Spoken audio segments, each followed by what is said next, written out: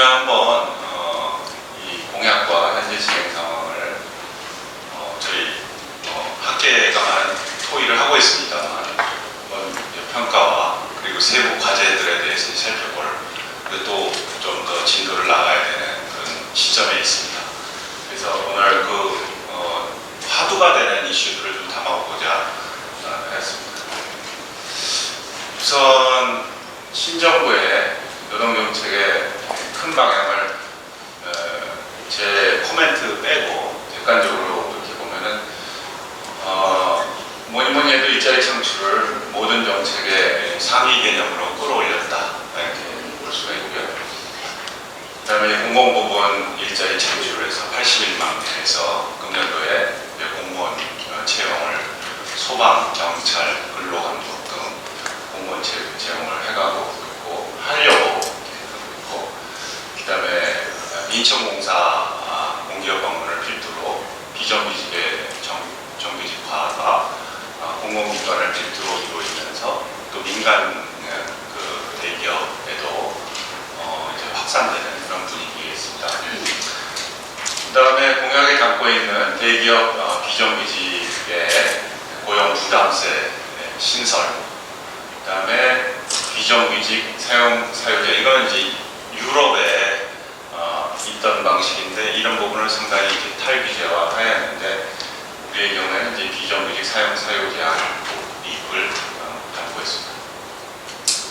또 하나는 우리나라의 이제 원하청 구조가 심각한데 격차 해소를 위해서 원청의 책임성을 강화하는 겁니다. 보통 이제 산재라든가 이럴 경우에 산재 사고가 있을 경우에 원청의 책임성을 강화하는, 저희 노동 용어로 직상수급이라고 하는데, 근데 그것을 멀티플 인플로이어에서 원청의 책임성을 강화하겠다. 근데 강화하는 부분이 이제 지금보다는 굉장히 세게 강화하는 것을 담고 있어서 저 구체적인 내용은 아직 이제 설계 제시가 안 되었기 때문에 좀 지켜봐야 되는 것 같고요. 동일노동 동일임금인데 많은 분들이 동일노동 동일임금을 얘기하시는데 사실 동일노동 동일임금은 신의 영역이자 정치적 슬로건이죠. 왜냐하면 이제 가치를 넣는 것은 동일 노동을 인사관리를 통해서 가치를 평가해서 이제 동일 임금에 접근을 시키는 것이 동일가치 노동 동일 임금이라서 전문가들은, 학자들은 동일가치 노동 동일 임금을 얘기하고 그리고 비전문가들은 동일 노동 동일 임금 이렇게 많이 쓰시는 것 같습니다. 그 다음에 일자리위원회 거버넌스가 구축이 되었고, 일자리위원회는 MB 정부 때 청와대를 중심으로 구축해서 일자리위원회 비슷한 거버넌스가 있었습니다. 근데 이거는 상설 기구로 이전에 없던 일자리 거버넌스를 신설하는 것이고요. 그 다음에 노동회의소 같은 새로운 사회적 타협 기제. 노동회의소가 영어로 여기서 사용하는 개념이 중요하지. 영어로 이제 Chamber of Labor에서 대한상의가 Chamber of Commerce입니다.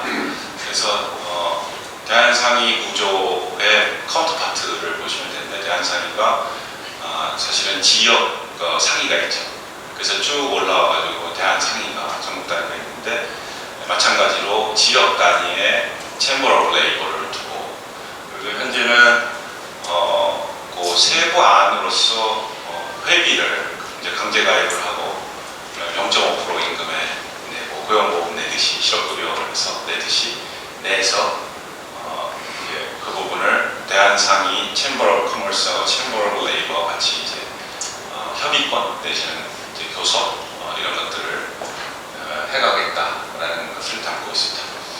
그다음에 노동의 기본권 확대는 결사의 자유에 단결권, 단체 교섭권, 확충 이렇게 담고 있지만은 무슨 전교조 합법화, 전교조 지금 문제가 이전 정부에서 됐던 부분이 민주노총을 중심으로 안건이 있지만은 저희들 이 바라볼 땐 그 이슈보다는 그거의 쟁점보다는 2차 노동시장 하면은 저희들이 중소기업, 그 다음에 특수 형태 업무 종사자, 골프장 캐디, 보험 설계인, 레일 공기사, 뭐 이런 특수 형태 종사자의 교섭권, 협의권을 확대한다, 이런 것들을 담고 있고, 최저임금은 2020년까지 1만 원으로 하는 것을 담고 있습니다. 2020년까지 1만 원에서 금년도서부터 15.6%씩 올려야 한다는데, 예전에 제가 최저임금 심의위원 할 때 보면은 이제 정부가 바뀔 때 1년과 2년 차에 저게 있습니다. 프리미엄이 있기 때문에, 그리고 액수가 6,480원 낮기 때문에 좀 더 많이 올려야 퍼센티지로 이게 이렇게 맞춰져 갈 거다라고 예상을 하지, 15.6%보다 5년도 이제 낮을 것 같지는 않습니다. 그래서 뭐 중소기업이라든가 영세 자영업자들의 걱정, 우려가 심각한 수위에 점점 나타나고 있습니다. 모성보호 강화에서 출산 육아 시에 모성보호를 지원을 강화하겠다는 내용을 담고 있습니다. 그 다음에 과거 박근혜 정부가 추진해왔던 공공부문의 성과연봉제 2대 공정인사지침은, 이건 잘 아시다시피 저성과자를 해고를 하거나 혹은 취업규칙, 취직을 하면 단체 협약 말고 취업규칙이 있는데, 그 취업규칙을 변경을 해야겠는데, 임금체계라든가 이런 것들을 고치려고 하면 취업규칙을 변경을 해야 되는데, 그 취업규칙이 노조가 반대하면, 특히 이제 과반수 노조가 반대하면 도입하기가 어려우니까 실질적으로 사회통념에 부합되는 경우에는 노동조합의 동의 없이도 이제 할 수 있도록 이제 그런 지침을 무효화하겠다는 것입니다. 이거는 이제 나중에 설명을 드리겠지만은 법으로 하느냐 지침으로 하느냐 효과성 부분에 대해서 학계에서 많은 논란이 있었어요. 그래서 이것은 좀 너무 강행 처리돼서 좀 화두가 될 게 아니냐, 이런 아쉬움은 있습니다. 공공부분 다 오늘 설명드릴 수는 없을 것 같고요. 결국 핵심이 되는 큰 골간 중심으로 말씀을 드리겠습니다.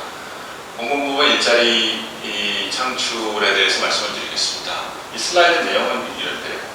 공공부문 일자리 창출에 대해서 긍정적으로 보는 저희 외국 학자들이라든가 OECD 국가 데이터를 가지고 분석을 한 결과를 보면은, 공공부문이 일자리 창출, 그러니까 뭐 마중물 역할을 한다면은 불황이라든가 고용 재난이라든가 이런 게 있어서 공공부문이 저수지 역할을 할 때 일시적으로 순기능을 할 수가 있다.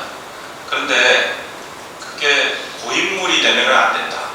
마중물일까 고인물일까, 고인물은 썩어가니까 그거는 실질적으로 공공부문이 얼마나 인사관리의 혁신이라든가 유연성을 확보하고 있느냐에 달려있고, 공공부문과 민간부문의 상호작용, 밸런싱이 어떻게 되느냐를 주목하고 있습니다. 그래서 지금 현재 구조에서 공공부문의 어떤 철밥통, 뭐 이렇게 얘기하지 않습니까? 방문 경영. 여전히 기획재정부 평가를 통해서 많이 이렇게 순치된 측면이 있지만, 많은 국민들은 아직도 공공부문은 철밥통이다. 높은 고용 안정과 민간 부분에 비해서 경직적이다. 이런 상태에서는 사실 공공부문의 일자리 창출이 민간 부분의 일자리 창출에 저해할 수 있다는 우려입니다. 그래서 주로 OECD 국가들을 가지고 분석한 나라는 어제 통계청에서 공공부문 일자리 퍼센티지를 발표했죠. 7%대가 아니라 8.9%보다. 그리고 거기에 빠진 부분은 정부하고 공기업의 간접 고용 한 부분은 빠져 있고, 또 사립학교 교원이라든가 이런 부분은 이제 빠져 있는 8.9에서 OECD 국가별로 프랑스하고 유럽의 국가들은 이제 사립학교 교원을 이제 포함하는 경향이 있어서 대개 보면은 21%니까 우리는 9%, 8.9%니까 작다. 뭐 이렇게 발표를 했습니다. 근데 그 간접 고용과 사립학교 교원이라든가 준 공공기관을 포함을 하면 그 통계치는 다시 한번 들여다 봐야 할 것 같습니다. 그래서 공공부문은 되게 순기능을 하려면 저희는 지금 뭐 작은 정부, 큰 정부 뭐 이런 이데올로기적인 얘기, 거시 플레임 얘기는 내려놓고 저희 분야에서 이쪽 부분을 미시적으로 좀 들여다보자라는 것입니다. 그래서 보면은 그게 안 된 상태에서 프랑스 학자들이 연구를 많이 했습니다. 프랑스 학자들이 되게 프랑스 공공부문이 가장 많은 국가는 네덜란드입니다. 30%가 넘고요. 프랑스의 경우에는 되게 20%대 이렇게 되는데 프랑스 학자들이 이쪽 부분을 많이 연구를 했어요. 즉 공공부문이 기대하기 때문에 공공부문의 일자리가 하나 될 때 민간 부분의 일자리가 1.5개 파괴된다. 이런 연구도 알간이라고 있고요. 그 다음에 이자해서 그쪽에 연구들이 있습니다. 근데 이제 전제 조건이 중요하죠. 가급적 임금 유연성이라든가 혹은 이 수위를 임금의 수위와 임금의 유연성을 해서 고용 재난 때는 이제 저희들이 설악산 갈 때 산장에 숨어 있다가 그리고 다시 민간 부분으로 가고 인프로 아웃프로 그래서 어느 정도 저수지로서의 마중물 기능을 한다면은 그거는 오케이.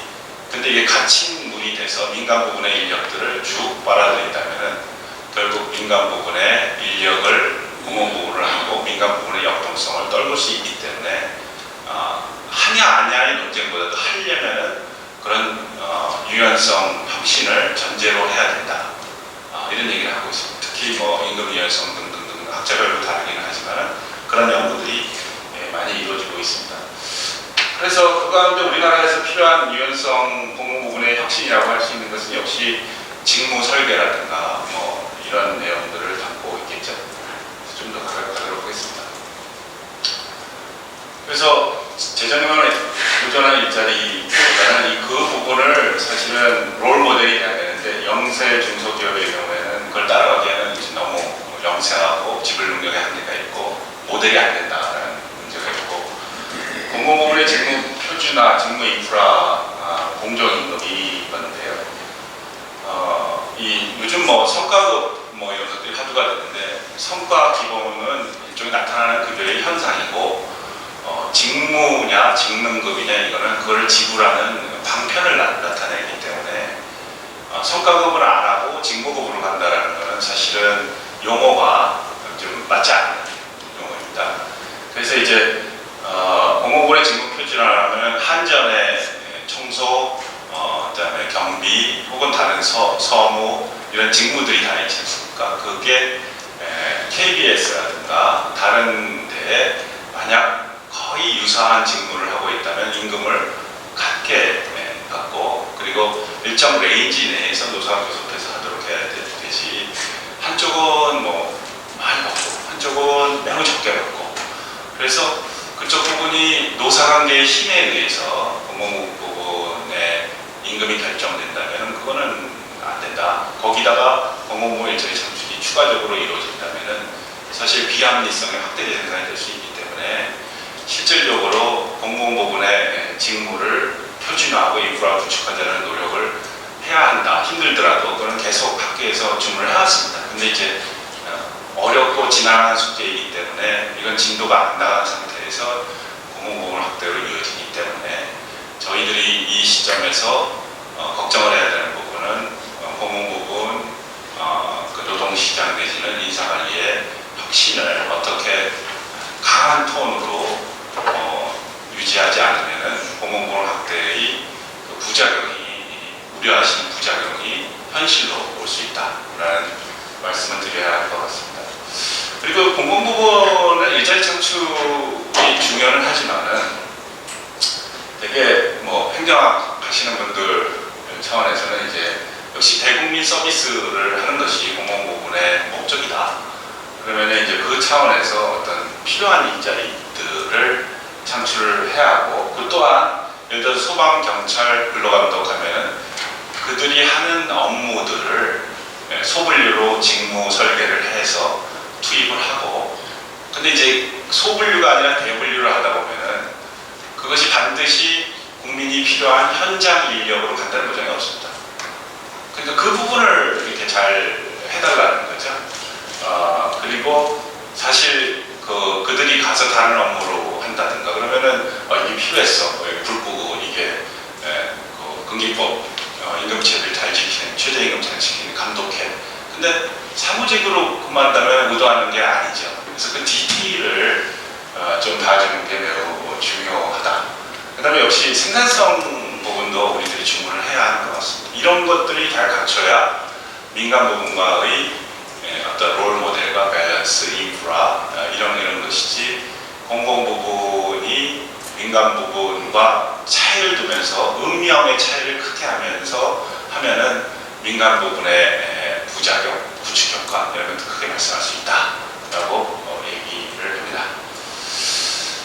그래서 노동시장을 이중구조 얘기해서 노동개혁을 얘기하자는 것은 노동시장의 인도의 카스트 시장에서 인도의 어떤 인적 자본 형성을 저해하는 것이 인도의 신분제인데 노동시장의 이 구조와 이중구조, 삼중구조를 깨서 4차 산업혁명에 맞게 적절한 인재들이 자기 능력을 개발하고 적절한 직업에서 이 재배치가 이루어지고 역동적으로 자기 역량을 강화하기 위해서 투자하고 이제 그런 모습을 연상하게 되는데 구조, 신분 이런 것들은 안 좋기 때문에 이것들을 혁신해내는 것이 전제가 돼야 되고 공공부문의 연립방 정책에 같이 풀어야지 한쪽만 풀면은 안 된다는 얘기를 하고 그 다음에 부축효과, 그렇지 않은 부축효과, 소분류 과학 경쟁을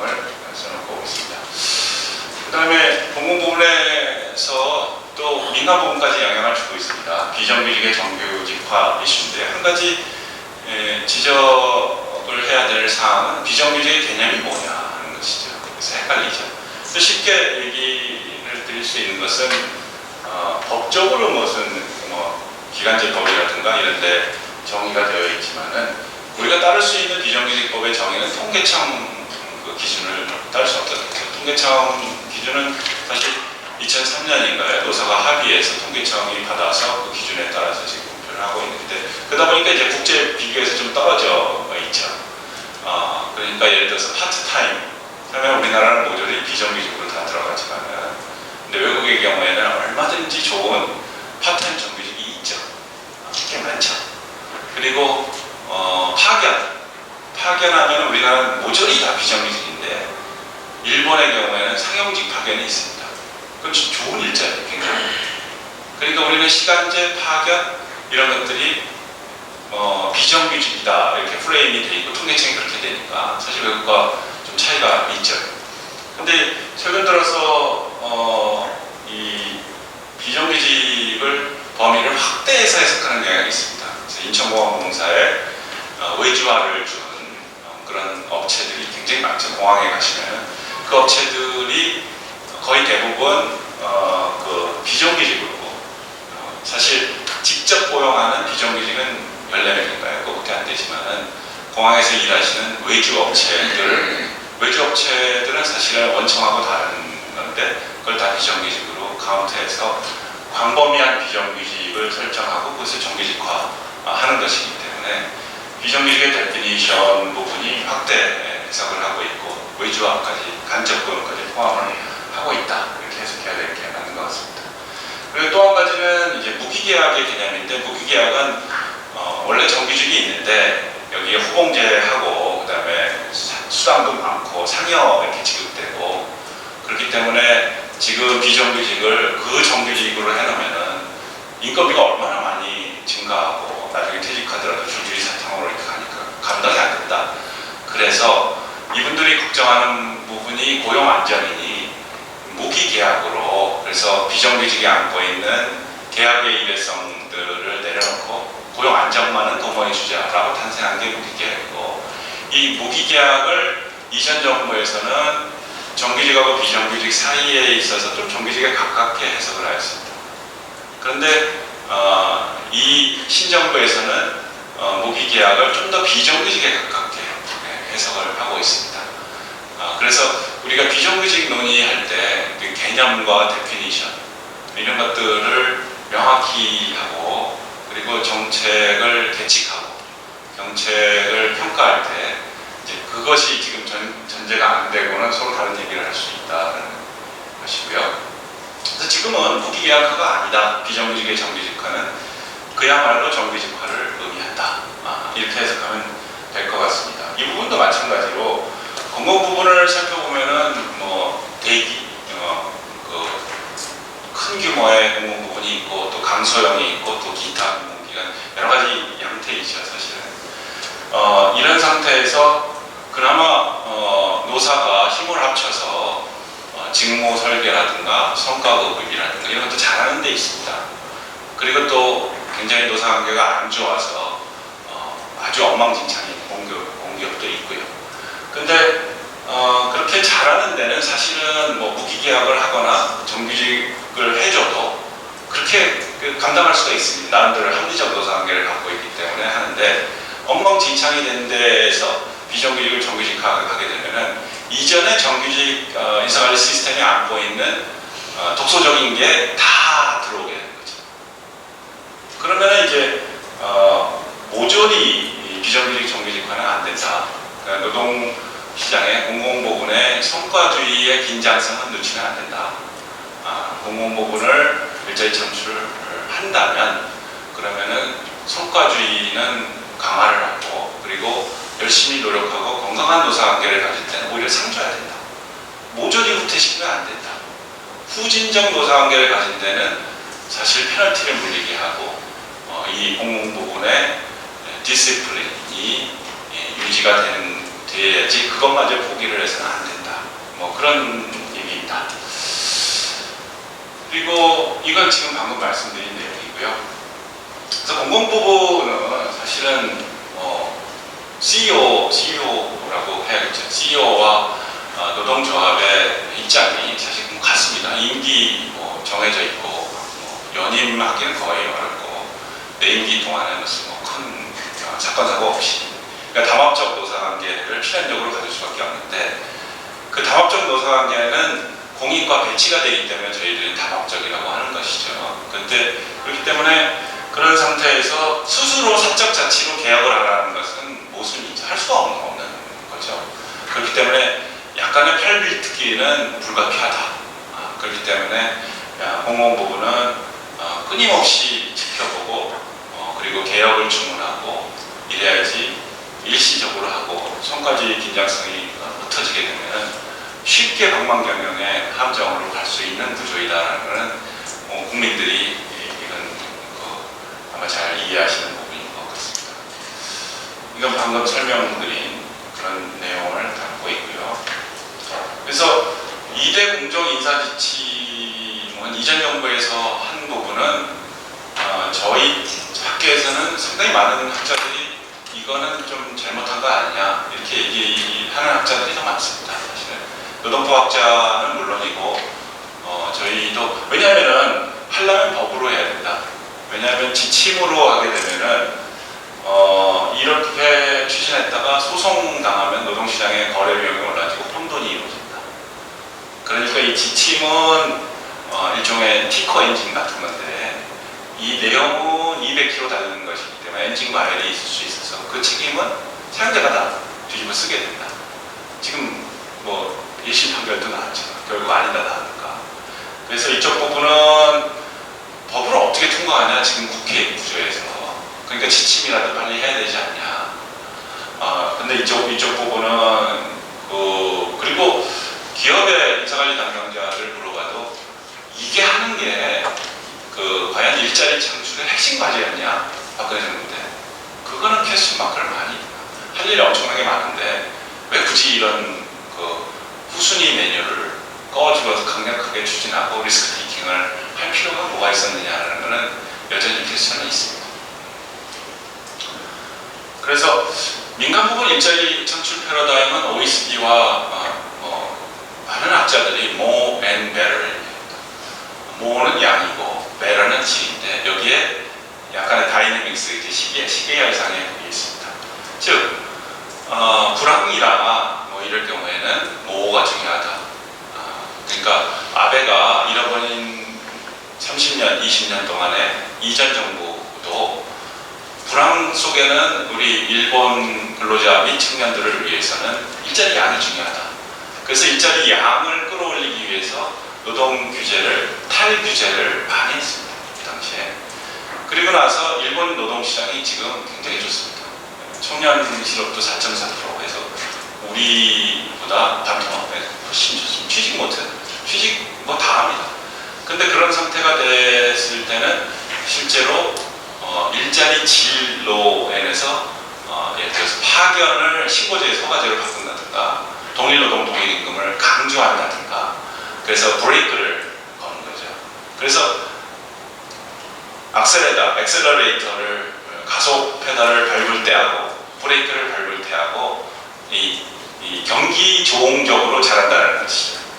근데 이제 최악의 경우에는 불황인데 질을 하고 앞으로 가야 되는데 브레이크를 밟고 그 다음에 약간 과열을 해서 사용자가 양하고 근로조건이 올라가는데도 경기가 근로조건이 안 좋은 상태에서는 맞춰서 좀 컨트롤을 해가야 되는데 그 스마트한 전략적인 어떤 유연성이 우리는 거꾸로 가는 경향이 있어서 그런 부분을 얘기합니다.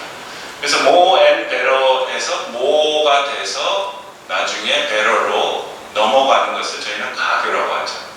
그래서 가교가 되도록 이렇게 도와주고 역량이 인정받고 이런 부분을 강조하죠. 예컨대 저희들이 비정규직이 있으면은 비정규직이 전직을 하게 되면은 경력을 이제 저희들 디스카운트 일본말로 와리깡에서 초기부터 리셋이 되니까 그걸 인정을 하고 그다음에 차별 시정 제도 때 사업 또는 사업장으로 되어 있는 부분을 조금 그의 경력이 제대로 인정받는지 정도는 따져볼 수 있는 것 같아요. 그런 식으로 모어앤 베러의 패러다임을 가지고 설계를 할 수가 있는데 예를 들어서 시간 선택제의 단기 일자리에서 근로조건 낮은 일자리를 많이 창출했다면 그거는 모어앤 모어다. 그리고 자칫 모어앤 모어를 반성해서 less for better로 가면 안 된다는 거죠. less for better라는 것은 소수를 위한 변화한 일자리를 위해서 다중의 일자리를 파괴해서는 안 된다는 거죠. 그렇게 되면 이중 구조가 더 악화돼서 의도하는 그러한 일자리 고용 지표는 개선이 안 될 수 있다, 안 될 것이다 이런 얘기를 하고 있습니다. 그래서 more and more no, less for better no, more and better, more가 better로 이루어지도록 경기 조응적으로 잘 설계할 필요가 있다는 것이죠. 그래서 늘 줄 로비 공약인데 일자리는 늘리고 근로시간은 줄이고 일자리 질은 높이는데 특히 질은 높이고 일자리 늘리고가 요즘 좀 이렇게 약간 좀 웨이트가 줄어드는 듯한.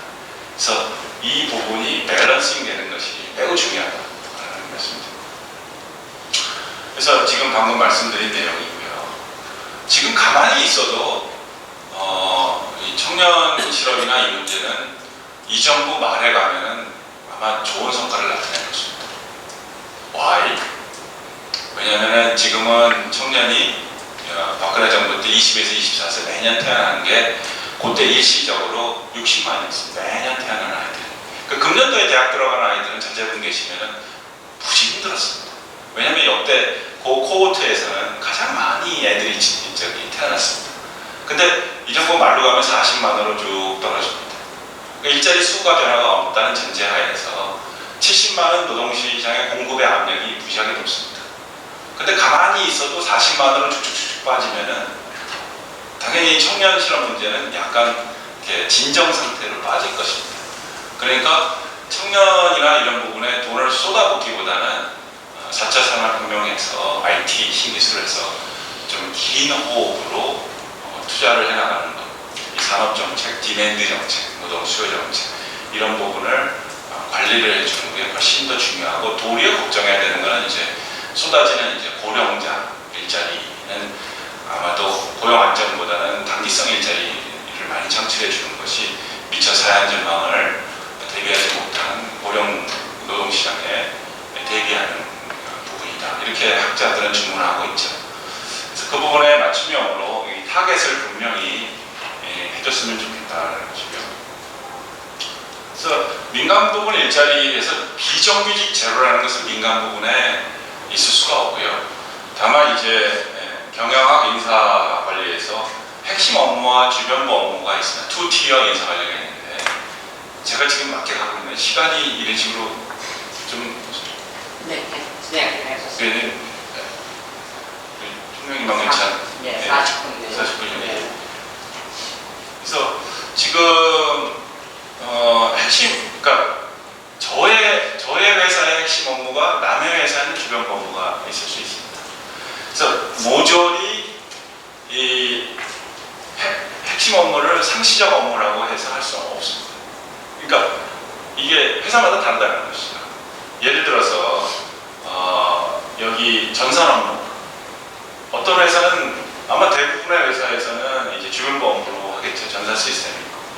근데 클라우드 시스템이라든가 정보 빅데이터 관리하는 회사 입장에서는 그거는 핵심 업무이지만 아웃소싱이 가능한 거죠. 왜냐하면 자기가 갖고 있어야 안 되거든요. 그만한 컴퓨터 캐퍼시티를 확보할 수가 없어서 클라우드 서버 시스템을 가진 회사한테 아웃소싱을 하고 전문적인 그 서비스를 받아야 회사의 경쟁력이 있는 것이죠. 그래서 이쪽 부분은 사실은 획일적으로 보면은 안 되고, 근데 이런 얘기는 할 수 있을 것 같습니다. 되게 핵심 업무의 범주가 기업의 경쟁력이라든가 숙련의 축적의 시간, 대고객의 핵심적인 업무, 이런 부분에 있어서는 핵심 업무를 간주하고 해야 한다. 그리고 논문들을 보면 단기 극대화할 때는 너무 외주화를 많이 하는 거 아니냐. 그럼 핵심 업무를 예를 들어서 경총이나 대한생이 같은 데서 기업의 업종별 가이드라인을 낸다든가, 그래서 핵심 업무를 지금 너무 높게 설정하면은 이 업종에는 경쟁력을 갉아먹을 수 있으니 조금 늘리고, 당신네들은 핵심 업무를 너무 과도하게 잡아서 이제 비용이 너무 증가하니까 좀 줄여서 이제 업종별로 협의를 해서 가이드라인을 내려서 옵티멀리 이렇게 설정하도록 하는 것을 저희들은 이제 얘기를 하는데, 이게 오로와 나싱 스타일로 모조리 정규직화, 모조리 비정규직화 하는 거는 이거 과학적인 논의가 아니다. 이건 정치적인 논의다. 이렇게 생각하고 있습니다. 그래서 지금 뭐 많은 대기업에서 비정규직, 비정규직, 외주화 인력들을 어떻게 정규직화하느냐. 그러면 정규직화 할 수가 없죠. 예를 들면 SK 같으면은 SK 그 CNS인가요? 거기 있는 인력이 워커힐에 나가서 일을 하는데 SK의 CN 본사에 일을 하는 게 사실 근로조건이 좋습니다. 근데 이제 비정규직해서 워커힐에 파견 나가면은 정규직화 되었지만은 근로조건 다 안 좋아지게 돼요. 그러니까 비정규직은 근로조건이 안 좋고 정규직화는 근로조건이 무조건 좋아질 것이다. 기업의 사례들을 보면 꼭 그렇지 않은 경우도 있습니다. 그리고 LG U+ 같으면은 거기에 센터들이 있거든요. AS 센터라든가 이런 게 있는데, 그 사람들을 자회사를 차리거나 정규직화를 해주게 되면은 기존의 센터 인력이 고용이 파괴가 되는데, 그분들의 어떤 그 권리금이 있을 수도 있습니다. 그래서 제가 듣기로는 5월 달에는 1억 5천이었는데 지금은 4억 5천까지 권리금이 뛰어서 자기의 센터를 내놓고 자회사로 재편입되는 그런 문제가 있고, 이게 간단치 않은 법적인 문제가 있는 부분이, 어떤 분이 일감 몰아주기에 걸리지 않냐 그렇게 얘기하는데, 일감 몰아주기는 이 대기업의 경우에는 해당이 될 수가 있죠. 자회사로 몰아주기 할 수 있죠. 그거는 사실은 아주 소수 재벌그룹의 문제, 이제 여기는 해당이 되겠죠. 근데 그거보다는 이제 전체 기업이 자회사를 두었을 때 문제될 수 있는 것이 부당 지원이라는 것입니다. 부당 지원은 자회사의 근로조건을 끌어올리기 위해서 더 많이 줬어요. 그 계약을 더 많이 따뜻하게 해줬어요.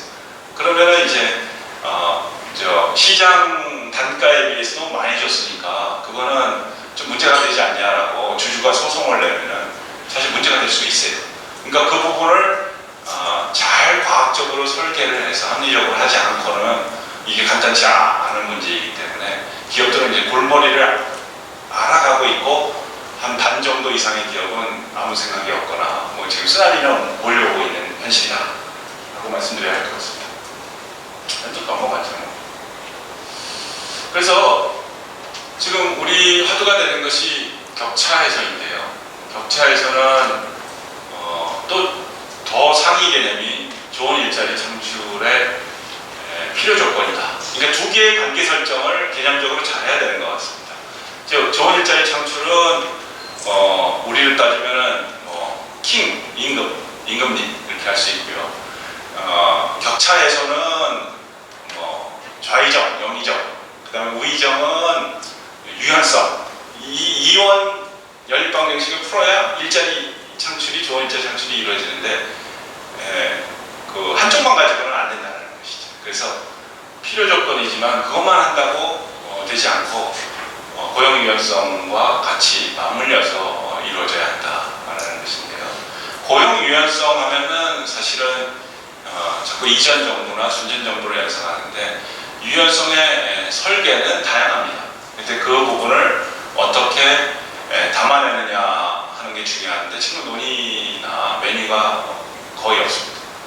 그 공약 전체 가운데서 사실 유연성 조항은 별로 없어요. 논의됐다면 뭐 근로시간 단축에 초과임금 할증료 정도 조금 낮추자 말자 그런 논의 할 수 있지. 현재 노동시장 이중구조라는 틀, 즉 이중구조가 좀 부담되면은 아웃사이더를 위한 노동정책은 어디에 있는가 이런 식으로 치고 들어가면은 인사이더만을 위한 노동정책은 과연 정의로운가 뭐 이런 식으로 프레임을 하면은 사실은 노답이 되기 때문에 사실은 그쪽 부분에 좀 더 신경을 써야 되는 그런 상황입니다. 그래서 노동수요 촉진, 중장기 구조개혁, 투자 규제 완화, 규제 네거티브화 하겠다라는 공약이 있습니다. 그래서 물어보니까 노동 규제는 아니에요. 그래서 여기 빠져 있고 노동 규제를 하는 방식도 노사관계가 감당할 수 있는 매뉴얼들이 있습니다. 이거는 좀 넘어가고요. 예를 들어서 노사정 타협이 어려울 경우 파견은 저질 일자리다 이런 비판이 있어서 노사정 9.15 했을 때 학자들이 공익유연안이라고 내놓은 것은 일본은 우리나라 같은 모집형이고요. 그러니까 직업 소개 비슷하게 브로커를 하는 것이고 상용형 파견이라고 있습니다. 유럽도 상용 파견이 잘 발달되어 있습니다. 근로조건이 좋고 심지어는 상용 파견 내에 노조도 있고 비파견 기간 동안에 훈련도 시켜주고 기본급도 나가고 그렇죠. 그래서 그거 하자. 그 다음에 기간제 계약은 2년으로 되어 있는데 이게 상당히 문제를 일으키니 본인이 희망할 경우 하자. 본인이 희망하지만 본인이 힘이 약하면 저희는 부진정이라고 하는데 사인을 그냥 하면 그거 어떡하냐. 그럼 노동조합이 동의해라. 동의하면 하도록 하자. 여기까지 오퍼 했거든요. 근데 이 부분은 사실은 잠수타죠. 그래서 뭐 충분히 이렇게 감당을 할 수 있는 메뉴는 쫙 펼쳐져 있는데 애써 이제 무시되는, 그래서 감당할 수 있는 고용 유연화, 일자리 아웃사이더를 위한 일자리 창출을 위한 그 유연화 방향은 무엇인지에 대해서 고민이 있고 구체적인 내용이 밸런싱이 돼야 일자리 창출로 이어질 것이다. 이런 생각입니다. 넘어가고요.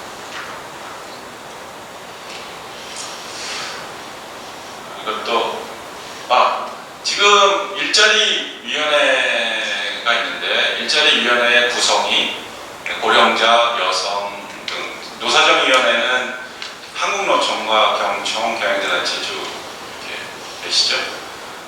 그러니까 민주노총은 그 98년에 정리해고 파동으로 나가고 이제 안 들어오죠. 그러니까 아마 노사정위 간판으로는 민주노총은 들어올 수 없고요. 뭔가 이름을 바꾸거나 다른 가버넌스로는 아마 고려를 할 수도 있겠죠. 근데 노사정위원회에서 노동개혁을 하는 것은 제가 현장에서 관여를 해보면은 이게 자기 문제, 즉 1차 노동시장이라고 하면은 대기업, 정규직, 유노조 사업장을 대변하는 그러한 주체들이 스스로 개혁을 하라는 거니까 얼마나 어렵겠습니까? 그러니까 일자리위원회 가버넌스는 아웃사이더들이 해서 한국노총, 민주노총이 제한된 TO를 가지고 들어와서 논의를 하죠. 그러니까 논의의 가버넌스 자체는 괜찮아요. 그런데 문제는 조직 노동하고 미조직 노동이 같이 회의할 때는 전문성서부터 동력서부터 논리서부터 이게 째려야 됩니다. 그러니까 고령자 대표가 누가 나오실지, 여성 대표가 누가 나오실지, 거기에 같은 테이블에 앉아서 일당백으로 전문성과 논리에 경이 안 됩니다. 자기의 이익을 제대로 어떻게 반영할지, 그거는 퀘스천 마크이거든요. 근데 좀 지켜봐야 될 것 같습니다. 이전에는 개혁을 할 수 없는 주체에 개혁을 맡기는 모습이었지만, 이제는 그쪽 부분을 하고, 노사정위원회를 해체한다면 법을 고쳐야 되겠죠. 쉽지 않은 것 같고, 노사정위원회에서는 노사 자치적인 이슈, 그 다음에 노동기본권적인 이슈를 논의하고, 일자리위원회에서는 전체 일자리 창출의 이중구조 개혁이라든가 이런 것들을 논의를 해가야 되는데, 진행 상황을 좀 지켜보고, 그리고 그거에 대해서 건설적 비판 이런 것들이 필요하리라 생각합니다. 그래서 코리안 플렉시큐리티를 얘기합니다. 그러니까 뭐 덴마크나 네덜란드처럼 단일 노동시장에서 한쪽은 플렉서빌리티, 즉 조금 해고 제한이라든가 기간제 파견을 털자, 그래서 일자리 창출을 하자, 이렇게 얘기를 하는데, 노동계에서는 그러면은 우리가 사회안 전망을 좀 강화해 주자, 이직이 두렵지 않은 사회안 전망을 돈을 투입해달라. 네, 그래, 시큐리티를 정부가 강화해 줄게. 노동조합 입장에서는 플렉서빌리티를 털게. 그래서 맞교환을 하는 플렉시큐리티, 플렉서빌리티. 그래서 유럽형 유연 안전성을 얘기하는데, 코리안 유연 안전성은 그게 아니라 1차 노동시장은 아웃사이더, 1차는 인사이더는 아웃사이더를 위한 양보와 존중을 위해서 자기 이익을 내려놓고 타협하고, 그런 차원의 유연화를 얘기하는 것이고, 2차 노동시장에서는 아직 사회안전망 사각지대는 굉장히 많습니다. 그래서 그쪽 부분을 탄탄하고 촘촘하고 4가 4.0에 맞게 재설계를 해주는, 그거를 이제 플렉스 시큐리티를 얘기하는데, 지금은 총노동, 총자본의 시각으로 보고 이중노동시장 구조를 버리면은, 항시 논의의 초심은 멀리 가도 아웃사이더는 인사이더 이익을 관찰하기 위한 팩감으로 전락하는 경우를 너무 많이 봤기 때문에, 그 2차 노동시장의 이익을 진정하게 대변할 수 있는가, 대변해야 된다. 그게 이제 한 달 지난 시점에서의 매우 중요한 관전 포인트이고, 국민들이 이제 좀 원통 원하지 않든 지켜봐 주셔야 할 대목인 것 같습니다. 지금 이거는 국세청 자료 있는데, 제가 지금 우리가 산업구조조정을 하는데, 예를 들어서 조선업 물량팀 이렇게 하잖아요. 그래서 특구 지정을 했어요. 그래서 당신들 구조조정 되신 분들 오세요. 그럼 우리가 고용보험이나 등을 통해서 지원을 화끈하게 해주겠습니다. 이렇게 했죠. 지금 조선업 뭐 잘됐다, 지금 회복하고 있다는 거는 그 신문에 나온 건 잘못된 거고요. 지금 선주만 좋은 거죠. 아직 그 부분이 이제 생존을 위해서 수주를 하는 모습이기 때문에 구조조정은 좀 더 많이 이루어져야 하는 형국이고, 거꾸로 지금 반짝 회복했다라는 얘기는 조선업에 독이 될 수가 있기 때문에 치열한 이제 자기 고민 구조조정을 해야 된다라는 얘기인데, 거기 보면 물량팀이라고 있고요. 그 다음에 뭐 정보통신산업의 SI 기사, 전자서비스 다 있죠. 근데 그분들의 소득 구조를 보면은 교수님들은 다른 사업장에 가서 그 기타 소득을 보시고 사업 소득을 보시죠. 그 액이 자기 직장에서 받는 것보다 마이너하겠죠. 근데 이분들은 거기서 고용보험을 딱 받을 정도만 소득 신고를 해요. 그리고 아예 소득 신고를 안 해요.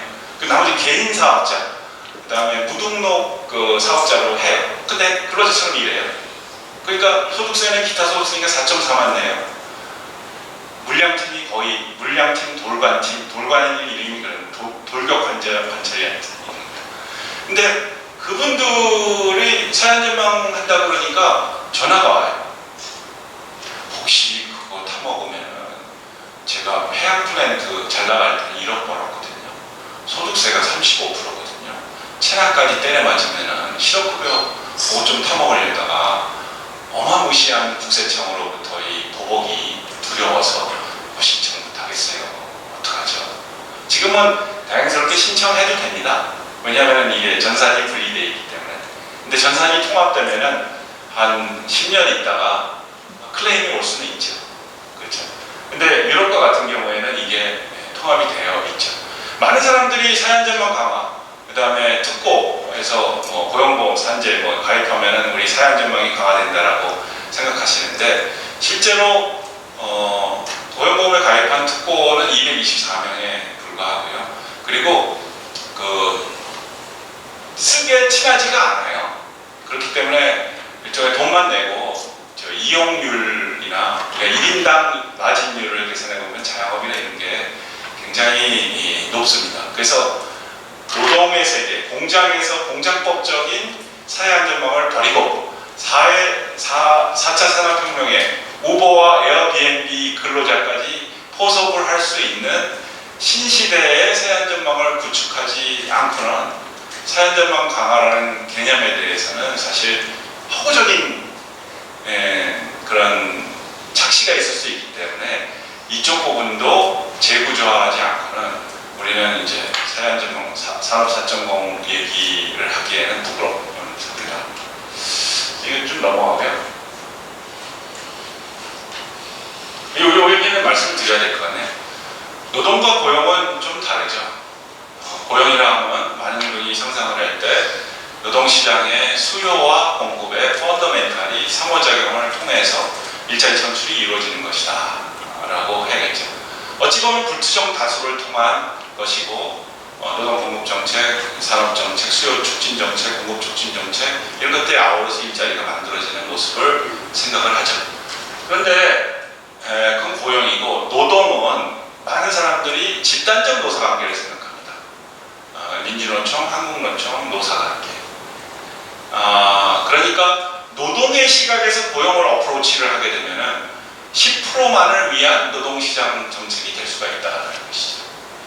그래서 그 고용적인, 지금은 일자리 문제에 있어서 고용적인 시각이 너무 팽배해 있기 때문에 노동적인 시각을 톤 다운하고 고용적인 시각, 노동시장의 펀더멘탈에 대한 시각을 정책을 할 때는 제대로 세워야 그게 건강한 일자리 창출로 이어질 것이고, 일부 어떤 감성적인 케이스, 그 다음에 규범적인 이슈로 과도한 일반화해서 정책이 만들어진다면 사실 그거의 후유증도 클 수 있어요.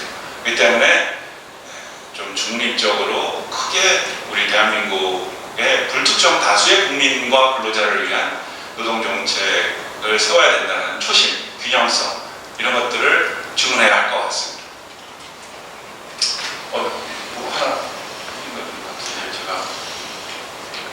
제가 두루 다 말씀드리고, 이 부분은 지금 덴마크 얘기하고 우리나라하고 차이점에서 노동과 고용의 차이. 그래서 우리의 경우에는 이 덴마크 골든 트라이앵글 모형에서 노동이 고용으로 바뀌고, 이건 지금 어느 신문사에서 잘 썼더라고요. 그래서 인용해 봤는데, 이 고용을 하는 방법은 사실은 아까 말씀드린 이중구조 개선과 노동시장 수급 펀더멘탈 그런 얘기를 말씀드리고 있습니다. 그래서 일단 감사합니다로 하고 질문 주시면 좋을 거예요. 국민들께서 차분한 목소리로 정부의 정책 방향을 설명해 주고 가겠다는 자기 논의를 충분히 설명해 주셨습니다. 저기 나와서 질의응답 좀 받으시죠. 예. 자, 질의응답은 먼저 우리 나눠진 용지에 많은 분들이 질의를 하셨기 때문에 간략히 해주시고, 그 작성을 하시기 전까지 먼저 질문하실 분 계시면 손 들어서 먼저 질문해 주시면 고맙겠습니다. 네, 잠깐만. 우리 아침부터 우리 조은호 교수님 또 여러 가지 많이 연구하셨던 거 이렇게 발표해 주셔서 고맙습니다. 1차 노동시장하고 2차 노동시장 관련된 제안을 이제 하셨는데 많은 부분 동의를 하고요. 근데 우리나라 같은 경우에 이제 1차, 2차 노동시장이 그 중심으로 개혁을 해야 된다는데, 2차 노동시장의 성격 자체가 대기업에 연관되어 있는 1차 노동시장이 있을 거고 2차 노동시장이 있을 수 있고, 그 다음에 독립적인 2차 노동시장이 있을 수 있는데, 그 비중이 대기업하고 연관되는 게 한 70% 이상 되지 않습니까? 그랬을 경우에 그 정책이 같은 2차 노동시장이라고 하더라도 그 부품 기업일 경우하고 독립적인 기업일 경우의 정책이 좀 달리 나와야 된다고 생각이 되는데 그 부분 하나 하고요. 그 다음에 일자리 창출을 위해 가지고는 그 우리나라 대기업, 중소기업이라든가 대기업 이런 부분하고 연관된 게 이렇게 많기 때문에 일자리 창출에 정부에서 더욱더 초점을 갖다 맞춰야 될 그런 얘기예요. 예를 들면 그 1차 노동시장하고 2차 노동시장 기업하고의 관계, 불공정 관계라는 게 이렇게 많지 않습니까? 그런 부분에 상당히 많은 부분은 역시 그 1차 쪽이 그 대기업이나 이런 쪽이 상당히 많은 부분을 양보해야 되는데 양보해야 되는 일을 정부에서 상당히 노력을 해야 되지 않는가, 공정한 방법을 이루기 위해서. 그 부분은 어떻게 생각하시는지 두 가지 말씀해 주시죠. 네, 하나, 그 지금 말씀 주신 대로요.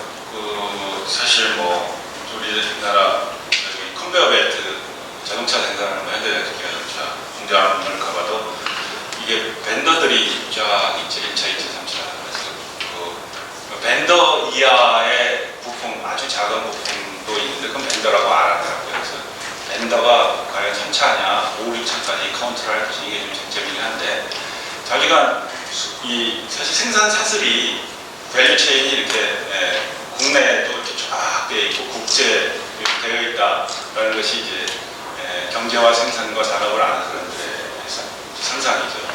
근데 이제 1차 벤더들은 회사에서 계시다가 뭐 나가셔서 뭐 창업을 하셨거나 뭐 이런 분들이 많으니까 근로 조건이 상당히 좋고 그리고 비록 현대자동차에 사내 안착을 하시더라도 굉장히 좋은 근로 조건을 갖고 있기 때문에 그러면 이제 저희들이 얘기하는 거는 획일적인 대기업, 중소기업, 정규직, 유노조 이렇게 나누는 것은 저희 학자가 분류해서 이중노동시장을 이제 수요자에게, 국민들에게 설명을 하기 위한 어떤 도구 구조라고 생각합니다. 지금 과연 1차 노동시장의 벤더는 그것을 비정규직과 약자로 2차 노동시장이라고 간주할 수 있는 그건 아니죠. 사실 현장적으로 보면. 그래서 제 이런 얘기들을 좀 많이 합니다. 유연화, 1차 노동시장의 유연화를 어떻게 바라볼 것인가. 윤호조 사업장의 그 근로자가 10%밖에 안 되는데 10%를 유연화해서 뭐가 나오겠느냐. 그건 마지나라는 거 아니에요. 이런 반론을 제기할 수도 있습니다. 근데 지금 방금 말씀하셨듯이 우리의 생산 구조가 이렇게 얽혀 있기 때문에 이쪽에서의 문제점은 그 네트워크를 타고 다 번져가고 이쪽에서의 노사관계는 나쁜 거는 벤치마크 이게 낙수 효과를 잘 일으키더라고요. 그렇기 때문에 그쪽 부분들을 다 개혁을 하고 그 다음에 원어점 문제라든가 이런 것들을 다 이 유연성의 확산 효과 이런 것들이 굉장히 크리라 생각이 들고요. 물론 누가 이렇게 질문을 하세요. 그러면은 이 노동개혁이나 이런 거 하면은 우리나라가 다 잘 되냐? 다는 아닙니다. 하지만 노동 때문에 병목 현상은 일으킬 수가 있습니다. 그렇기 때문에 공정거래라든가 산업정책이라든가 이런 것들은 꾸준히 지속 가능하게 블루프린트를 가지고 진행이 돼야 하는 것이고 노동은 거기에 조응을 해서 가는 것이지 노동만 가지고 되는 건 아닌데 노동이 그런 추세, 산업 4.0이나 그런 추세에 병목 현상을 일으킬 수 있기 때문에 그것을 해소하지 않고는 지금 어려울 것이고 또 어떤 분은 이렇게 얘기를 하세요. 노동개혁이라는 것은 진짜 피를 토하는 아픔이 있어 대량 실업이 있고 아일랜드처럼 막 거의 죽어가기 직전 외환위기가 돼야 가능한 거 아니냐 이렇게 얘기를 하고 노동계 인사들도 그렇게 많이 말씀을 하십니다. 근데 그렇게 하면 하지 말자라는 얘기하고 똑같은데 하지 말자는 얘기는 지금 산업 4.0은 그렇게 급작스럽게 오지 않는다는 거죠. 이미 우리가 왔는데도 우리가 느끼지 못한다는 것이죠. 그렇기 때문에 지금 그쪽에 대한 것을 미래지향적으로 과거의 경험이 아니라 미래지향적인 그런 고민과 대비를 없이는 또 새로운 유형의 순환의 익사할 수도 있기 때문에 그거에 대한 걱정이 새로운 걱정이다 이렇게 말씀드려야 할 것 같습니다. 잘 아시면서 질문하시네요. 네, 지금 미래학자 노중호 선생님이 질문하신 건데 지금 방금 말씀하신 4차 산업혁명 과정에서 나노텍, 인공지능, 3D 프린터 등이 등장으로 4차 산업이 진행되고 있는데 이 30년이 되면은 기존이 일자리 20억 개나 소멸되거나 하는데 너무 많은 것 같긴 하네요. 이런 데 대한 준비가 대체 뭐 있는지요? 예, 지금 일자리 취직 안 된다 청년들 뭐 이렇게 얘기하는데 또 한쪽에서는 4.0이라 해서 일자리 대체가 이루어지고 있는데 두 개가 충돌돼서 모질한 거 여기서 떼꾸면 되지 않겠냐라고 많이 얘기해서 이럴 땐 저런 얘기하고 저럴 땐 저런 얘기하고 그래서 헷갈린다 이런 얘기들을 많이 하십니다. 저희 학자들도 많이 들어오고요. 근데 이쪽의 노동이 이쪽으로 하려면은 그 노동이 다르다는 거죠. 그 노동이 이쪽에 맞도록 그 직무 역량이라든가 설계, 보상 이런 것들이 다 맞아야지 지금 여기 노동을 여기다 끼겨 넣어서 수급을 매칭시킬 것이다 이렇게 하고 이쪽은 아까도 말씀드렸지만 이쪽은 인구에 따라서 조응이 돼서 40만 원 빠질 것이고 4.0은 점진적으로 쭉 이루어지기 때문에 두 개의 현상이 조화하는 데까지 상당히 시간이 걸릴 것이다. 그렇기 때문에 그쪽 부분에 대한 대응을 좀 더 과학적으로 전망하고 규범적이고 이게 아니라 좀 침착하게 과학적으로 이렇게 수급의 펀더멘털을 지켜보고 정책 강, 전략, 스마트 노동 정책 이런 것들이 필요하지 않나. 네, 또 이제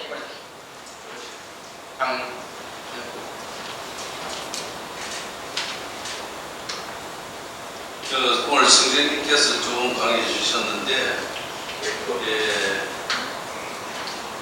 전국에서 노동시장을 선도해가지고 개선하겠다, 롤모델, 베스트 프랙티스를 확산한다 그러는데 첫 번째는 두 가지를 드리겠습니다.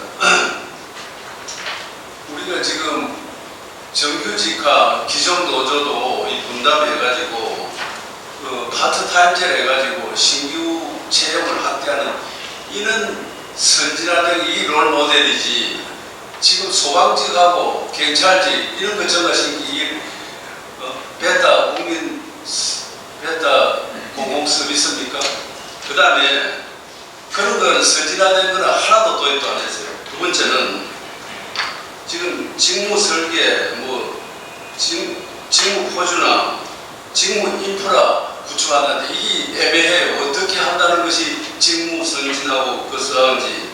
그 다음에 우리가 지금 스티브 잡스 같은 한 사람이 수십조 부가가치를 창조하고 일자리를 만드는데 우리가 그런 거는 하나도 없고 제4차 산업 육성을 위한 펀드나 교육기관을 설치해가지고 고용을 확대시킨다는 거 없고 이거 비정규직을 갖다가 무기계약하고 이걸 정규직하고 1만원짜리를 갖다가 강제를 해가지고 이래 가지고 이 거꾸로 가는 노동 정책을 하고 있는데 이 세계적인 불황에서 우리가 살아날 기업이 있겠습니까?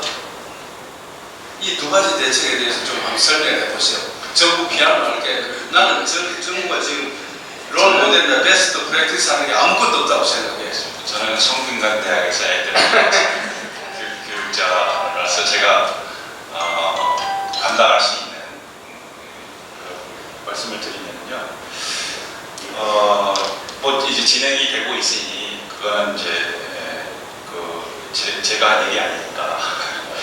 근데 이제 말씀하셨듯이 직무 표준화라든가 이런 부분은 저희들한테 좀 전문가한테 맡겨줘서 그 예전서부터 저 인사관리학회나 이런 것들을 했습니다. 그래서 정보 부분에서 이전 정부에도 예를 들어서 공공 부분의 사무직의 직무 실태, 그 다음에 급여 실태를 조사한 적이 있습니다.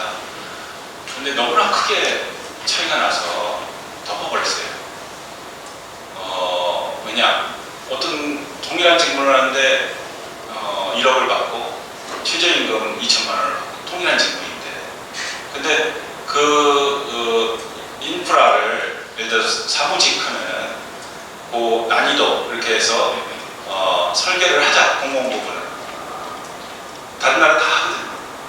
그래서 그게 실력인데 그거를 위한 것들은 전문가한테 맡기지 않고 하면은 문제가 있잖아요. 전문가가 할 수 있는 또 업무가 있으니까요. 그 맡겨주시면은 사실은 직무 표준화나 그런 것들은 그런데 소방지 경찰직이 루틴하는 업무인데 그 무슨 표준화하고 직무 분석을 하고 그게 하는 거 아니 그 소방하고 경찰직과 연관되어서는 오랫동안 그 연구가 되어 왔는데 근데 이제 지금 소방과 연관돼서 충원을 해야 된다는 의견들은 국제연구기관에서 있었어요.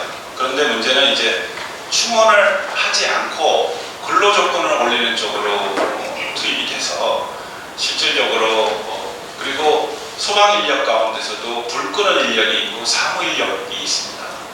그러니까 요번에 소방 인력이 불 끄는 인력인지 사무 인력인지 이거는 모르는 거죠. 그러니까 지금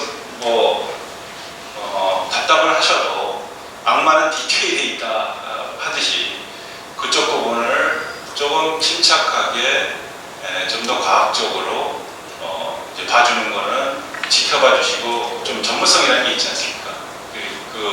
그런 게 있어야 되는데 지금 그거는 없이 그냥 이렇게 하면은 좀 곤란하고 그래서 네, 질문을 하실 때 예의를 갖춰서 해주시면 고맙겠습니다. 충분히 얘기가 좀 네, 그렇습니다. 그 다음에 좀 문서로 공고시기 때문에 먼저 말씀드리겠습니다. 최저임금을 감당하지 못하는 후진적 기업은 정리되어야 하지 않을까요? 그렇다면 이 정리되는 인력을 어딘가 흡수해야 되는데 새로운 승진하는 중소기업이나 대기업에서 이런 노동자 흡수할 수 있는 방안이 있어야 하지 않을까요? 이런 어려운 질문입니다. 예, 엊그제 무슨 프로젝트를 심사하는 데가 있었는데 아주 좋은 아이디어와 현재 진행되는 것인데요.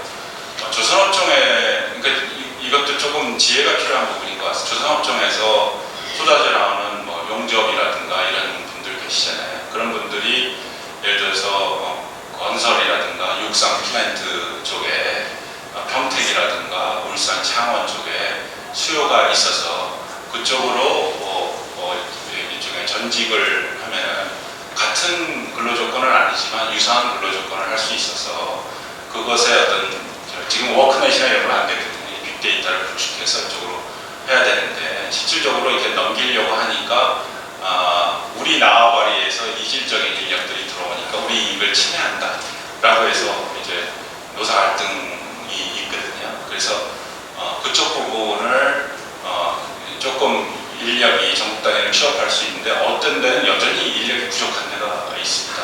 어떤 데는 조선처럼 인력이 남아서 이쪽 부분을 원활하게 흐름이 있도록 하는 어떤 설계가 지금 정부가 갖고 있는 고용 서비스로는 잘 안 되고 그것도 잘 아시다시피 저희가 경영자 단체라든가 이게 지역 단위로 원활하게 잘 구성이 안 돼 있기 때문에 수급 불일치 현상이 지역 노동 시장에서 굉장히 큽니다. 그래서 이제 그쪽 부분에 대해서는 사실은 좀 특단의 대책 하면 좀 더 그 부분이 해소될 것 같은 생각이 최저임금과 연관되어서는 사실 지금 논의를 하고 있으니까 저는 예전에 최저임금 심의위원회였지 지금은 근데 단지 아주 최저임금 법에 의거해서 최저임금은 그 최저임금 심의회에서 노사가 공의 논의를 해서 노동부 장관이 정하도록 이렇게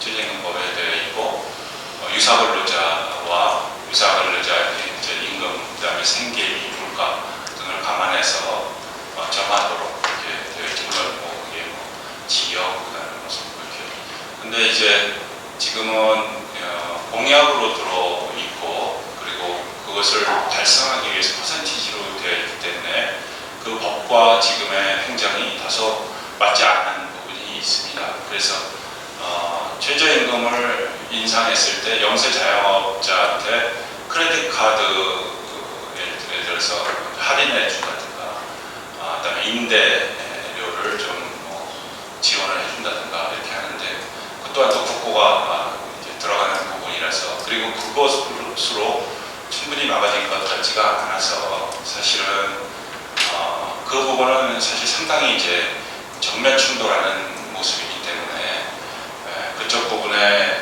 지금 안고 있는 이중 구조의 모습이 있기 때문에 그 부분이 당장 이제 6월 달에 그리고 지금 추경이라든가 윤영석 의원님 계시지만은 그게 있기 때문에 아마 6월 달 등 가시적으로 이렇게 나타낼 수 있는 성과라고 할 수 있는 것이 공공부문 비정규직 정규직화의 한 트랙과 최저임금 트랙이 금년도에 이제 신정부의 주안점이 될 메뉴가 아니겠느냐라고 저는 예측을 하는데 저를 모르니까 그랬을 때 이제 최저임금 부분에 과도한 정치적 부담이 지금 있어서 실제 노동시장 현장에서 괴리된 논의가 정치적으로 이루어질까 그런 부분이 굉장히 두렵습니다. 네. 지금 뭐 말씀 중에서 나왔고 아까 파견제 설명할 때도 나왔는데 대기업이 고전물을 담당하는 중소기업의 노동자들을 대기업에서 정규직으로 고용하면 다수의 중소기업에 사실 생존하지 못하고 소멸되는 모순이 발생할 텐데 이런 문제는 노동 문제에서 어떻게 보시는지요? 기본적인 이거의 목적이 예를 들어서 지금 유형이 여러 가지가 있는 것 같습니다. 그러니까 지금 이제 비정규직의 정규직화를 하니까 그 한 가지 방법으로 서울시처럼 서울시 메트로처럼 청소 영역을 서울시 메트로 환경인가요? 그래서 자회사 방식으로 하는 사례가 있고요. 그리고 또 한 가지는 그 다산 콜센터처럼 재단을 설립해서 자회사를 묶어줘서 근데 이제 그다음에 LG U+라든가 SK 이런 데서는 일종의 애프터 서비스 하는 전자 수리 서비스를 센터가 있고 센터 밑에 1인 도구와 특보 등 이렇게 굉장히 균열되어 있습니다. 그래서 그거를 좀 정리정돈을 좀 하고 상대적으로 LG U+ 이런 데서는 굉장히 노사관계가 좋기 때문에 상대적으로 잘 정리정돈을 해간 것 같은데요. 그래서 그쪽 부분에 너무 과도하게 균열된 부분은 기업 스스로 좀 정리정돈을 하더라도 너무 인위적으로 뭐 자회사 만들어라, 뭐 해라, 비정규직 제로다 이런 것들은 사실 좀 뭐 현대 경영에 맞지 않기 때문에 그리고 주주자본주의의 주주의 이익을 침해할 수도 있기 때문에 그 부분에 어떤 중용적 판단이 굉장히 중요한 부분인 것 같습니다. 제가 그 대목은 좀 아직 진도가 구체화되지 않았기 때문에 없는 대상을 가지고 제가 구체적인 비판을 할 수 없어서 이 정도만 말씀드리도록 하겠습니다. 네. 또 한 가지 문건 질문 드리고 홍성 교수 마지막 질문을 하겠습니다. 노동정책이 일자리 창출과 격차 해소 두 가지 목표를 추구하고 있는데 말씀하신 문재인 정부의 정책은 어느 곳에 더 비중을 두고 있다고 평가하시는지요? 일자리 창출과 격차 해소 어느 쪽에 비중을 두고 있고 또 한 가지는 두 정책 목표가 상충되는 것은 아닌지요? 같이 연관된 질문입니다. 예. 지금 아까 제 슬라이드에 PPT에도 있지만은 일자리 창출이 상위 목표이고 그리고 그 2차적 목표로 격차 해소가 있는데 한 축이 빠져 있는 것이 이제 고용 유연성이다 이렇게 말씀을 드려서 격차 해소는 필요 조건이지 충분 조건이 아니다 이렇게 말씀드렸고 충분 조건이 있을 때 비로소 일자리 창출이 이어진다 이렇게 말씀을 드렸는데요.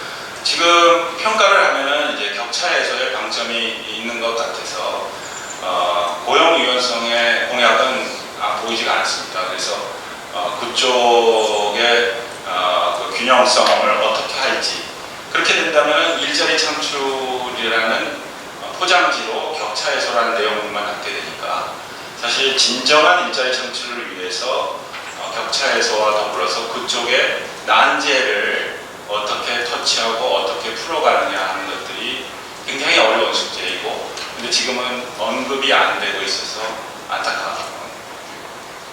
네, 그럼 홍수영 교수 간략히 질문해 주시고 고맙습니다. 그리고 한 번 더 하겠습니다. 간략히 해주세요. 우리 교수님 오래간만입니다. 네, 오늘 역시 또 깊이 있는 그런 말씀 잘 들었는데요. 두 가지 간단히 질문드릴게요. 하나는 저도 최저임금위원을 한 4년, 제 전공 분야는 아니지만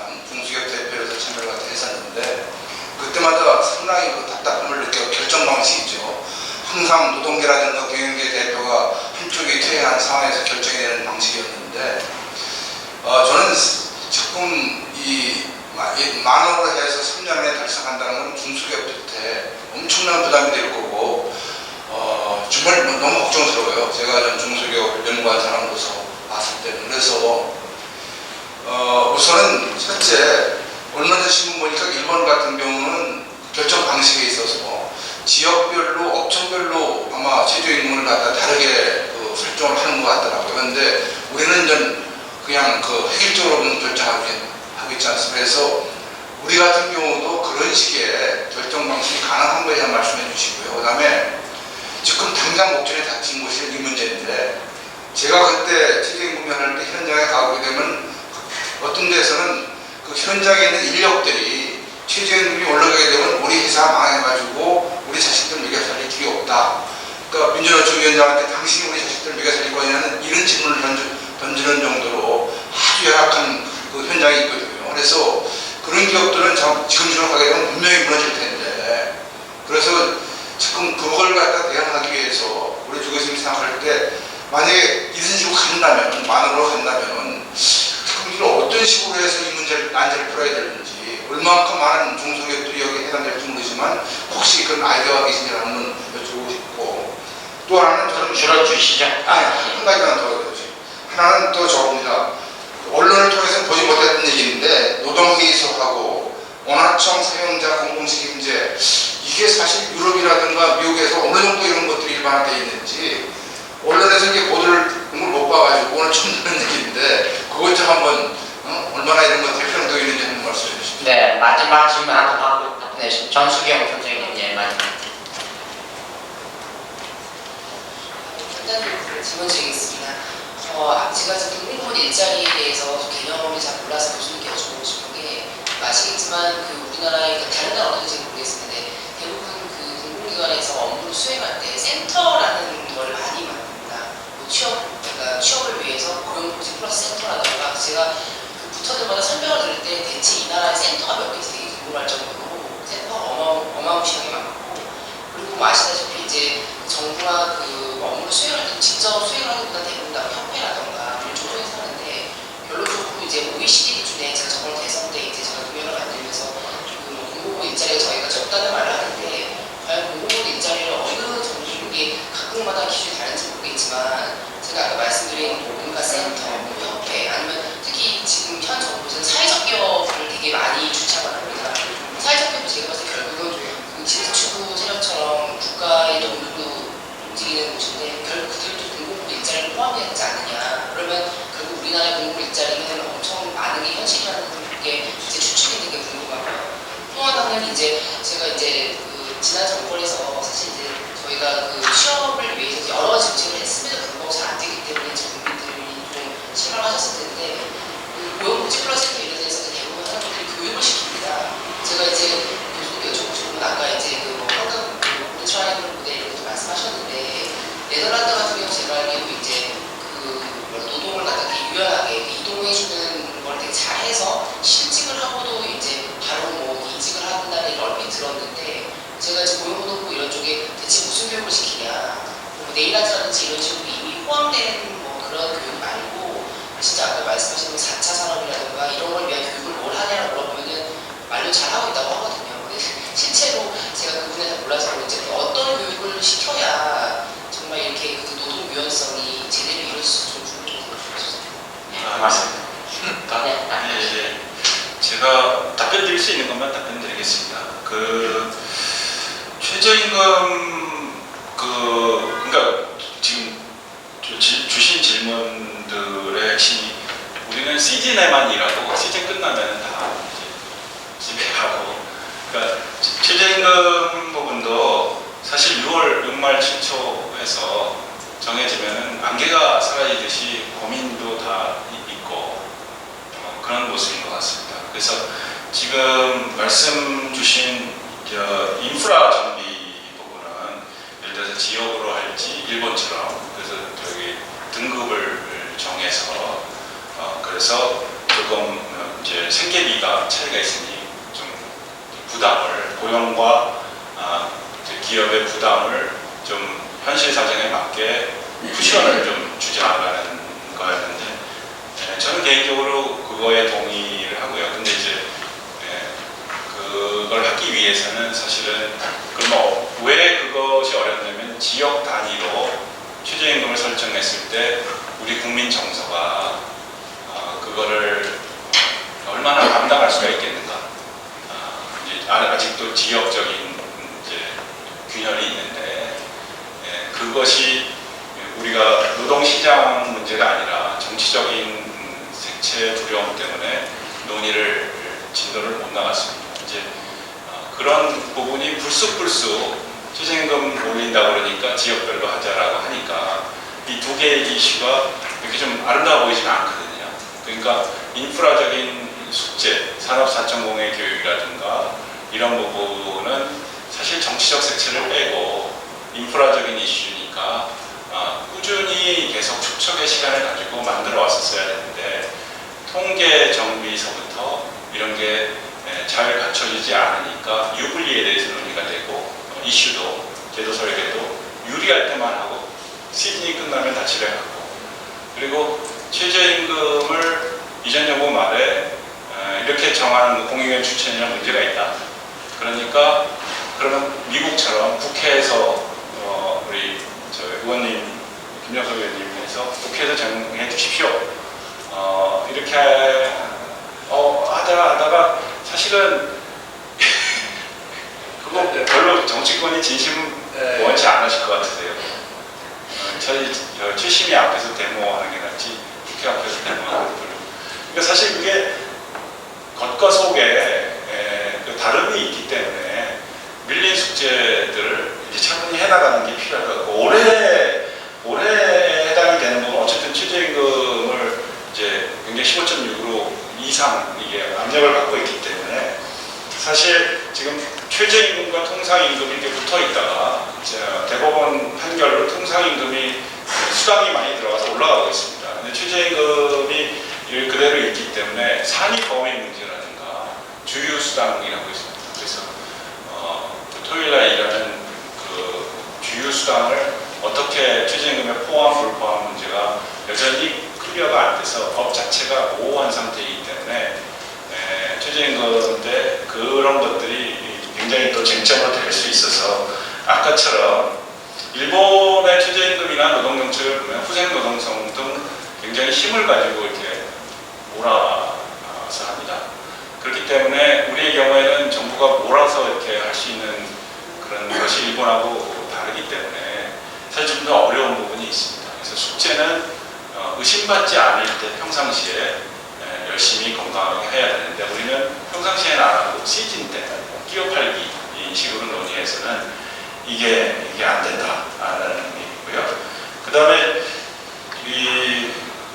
저희들이 직업훈련과 연관돼서 4.0에서 핀란드 사례를 많이 얘기를 하는데요. 그것은 고령자가 IT나 이런 게 친하지 않으니까 이게 단순히 소비하는 네이버 검색하고 이런 게 아니라 실제로 생산성을 고령자가 올릴 수 있도록 신기술에 적응이 안 됐을 때 그래서 핀란드는 아직 도입이 심각하게 논의가 되었었습니다. 유럽 전체적으로 핀란드 중심으로. 그게 고령자의 경우에는 직업훈련을 IT나 산업사정의 직업훈련을 좀 강제화하는.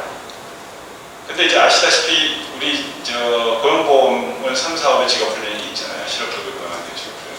그거는 돈 낸 사람이 하기 때문에 기금이에요, 기금. 근데 그 나라는 텍스 내에서 실업구조를 운영하기 때문에 다르죠. 그러니까 멋진 걸 하려면은 사실은 이제 증세 감당을 본인이 이렇게 하고 파이낸스 부분이 있고 설계 자체도 그쪽 부분을 대단위로 이렇게 설계를 해야 하는데 지금의 구조는 사실 구멍가게 식으로 하는 부분이니까 연 원장님 원장 하실 때 그 고용 서비스 고용센터는 이제 산하조직에 고용 서비스를 제공하는 건데 고용 플러스 복지를 연계해서 패키지 하는 서비스를 예술을 하시고 그렇게 했는데요.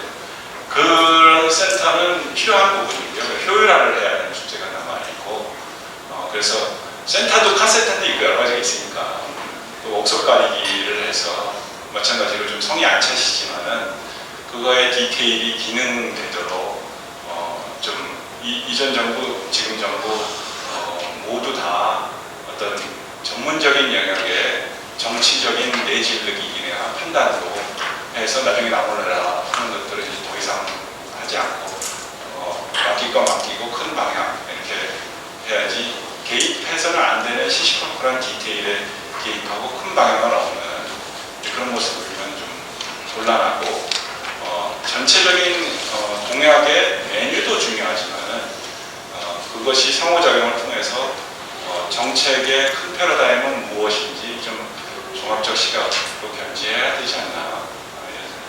네, 고맙습니다. 시간 조준모 교수님 강의 질의입니다. 성식에 박수를 좀 해주시고요. 김도영 당선자 기획 홍보위원회 맺는 말씀을 축약 정리해 주시고 고맙습니다.